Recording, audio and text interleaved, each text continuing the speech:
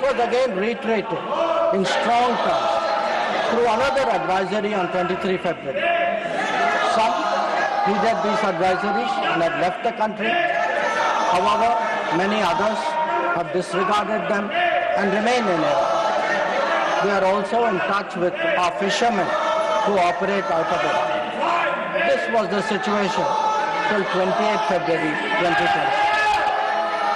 Once the conflict commenced, the Indian Embassy has facilitated the relocation of several Indian students in Tehran to places outside Tehran. An advisory update with emergency contact helplines was issued on 3 March. Similarly, facilitation was extended to pilgrims for their internal movement. Indian nationals who were in Iran for business reasons were assisted to cross over to Armenia and return home. The embassy in Tehran remains fully operational, in fact, on the highest alert. They are totally committed to supporting the Indian community in this difficult moment and in assisting Indian nationals who may wish to cross international borders. Where seafarers are concerned, the Directorate General of Shipping, through an order of 2nd March, has constituted a quick response team for immediate response, coordination and support functions. This too will function on a 24/7 basis. Honorable Chairman, sir, I would like to inform the House through you that every Indian embassy in the region has similarly issued advisories.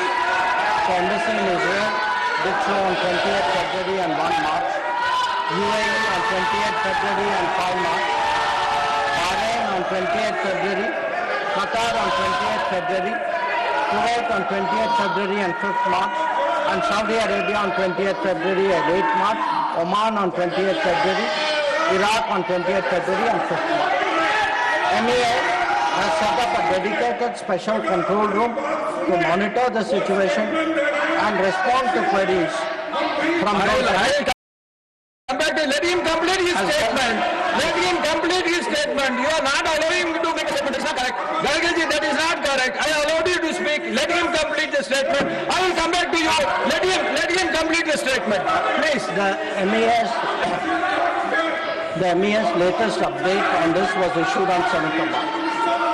Honorable Chairman, sir, our diplomats have also worked hard to assist stranded transit passengers in hubs like Dubai, Doha and Abu Dhabi. They have facilitated international border crossings for Indian nationals, including from UAE to Oman and from Qatar, Kuwait and Bahrain to Saudi Arabia. Wherever there has been a partial opening of airspace, we have approved and undertaken commercial flights, including non-scheduled flights, to enable the return of Indian passengers. Our estimate is that as of yesterday, almost 67,000 of our nationals have done so. Sir, I also saw, today I was informed of a handout information put out by the Ministry of Civil Aviation, and this tells us of the efforts government is making. Yesterday there were 15 inbound flights operated by Indian carriers which arrived in India. On the 7th. On the 8th there were 49 flights and on the 9th there are 50 flights. So I want to assure the House that every effort is being made that those who are stuck in the region, those who are transit passengers who are there, those who need to come back urgently from this region, we are making every effort for them to do so. Chairman, sir, throughout this period, government maintained close contact with relevant countries. Honorable Prime Minister himself has spoken to the President of UAE, the Amir of Qatar, the Crown Prince of Saudi Arabia, the Crown Prince of Kuwait, the King of Bahrain, the Sultan of Oman, the King of Jordan, and the Prime Minister of Israel.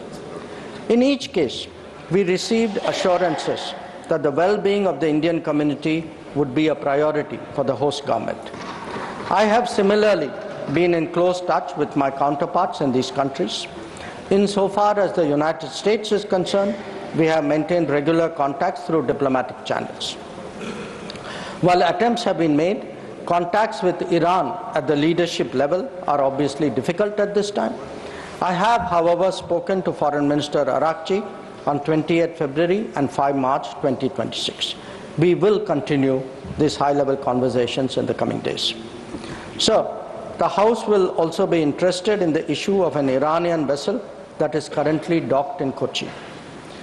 The Iranian side had requested permission on 28 February for 3 ships in the region to dock at our ports. This was accorded on 1 March.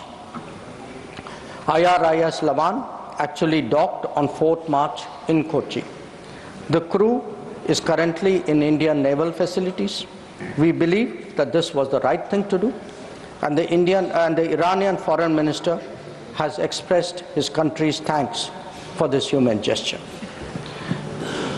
Honorable Chairman, sir, in view of the implications of this conflict for our energy security, I also seek to address that particular concern. Government remains committed to ensuring that fully, taking into account availability, costs, and risks of the energy markets. For us, the interests of the Indian consumer has and will always be the overriding priority. Where required, Indian diplomacy has supported the endeavors of our energy enterprises in this volatile situation. Honorable Chairman, sir, let me conclude by highlighting the 3 guiding factors of our approach. 1. India is in favor of peace and urges a return to dialogue and diplomacy. We advocate de-escalation, restraint, and ensuring the safety of civilians. 2. The well-being and security of the Indian community in the region is our priority. We will continue to work with the governments of the region towards that end. And 3. Our national interest, including energy security and trade flows, will always be paramount. I am confident, sir, that the government has the full support of this august House on this matter. I thank you.